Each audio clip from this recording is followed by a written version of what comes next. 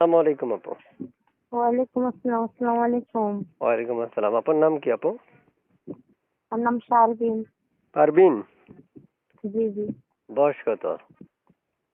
বয়স 19। কেন আসছিলেন এই ভিডিওর সামনে? আছে সংসারের অভাব, সৎ মা আছে বাড়িতে। বিয়ে হয়েছে আপনার? জি।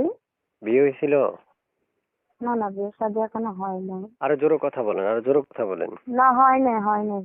আচ্ছা, কেন আসছেন একটু জোরে গলায় বলেন। আছি, সৎ মা জ্বালাতন করতেছে।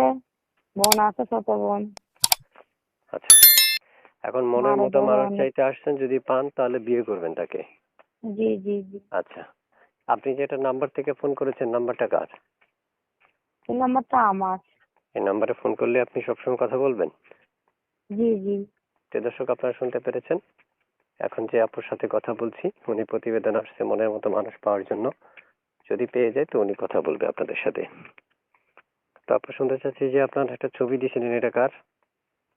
এটা আমার ছবি। এই ছবি আপনার?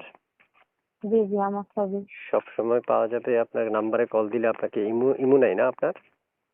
আমার ইমো নম্বরটা মোবাইলটা ঠিক করতে দিয়েছি, সৎ মা তো। আমার হুম। হাতে ফোন ছিল, ভেঙে ফেলেছে। আমি ভেঙে ফেলে আমি ঠিক করতে দিয়েছি, আনতে পারতেছি না। আচ্ছা আচ্ছা, তাহলে আমি আপনার নাম্বারটা দর্শকদেরকে দিয়ে দিচ্ছি। দর্শক কথা বলবে আপনার সাথে, হ্যাঁ? আচ্ছা ঠিক আছে। আচ্ছা ঠিক আছে। কোথায় থাকেন আপনি? আমি হুম। ঢাকা নারায়ণগঞ্জ। ঢাকা নারায়ণগঞ্জ। জি। আচ্ছা আচ্ছা আচ্ছা।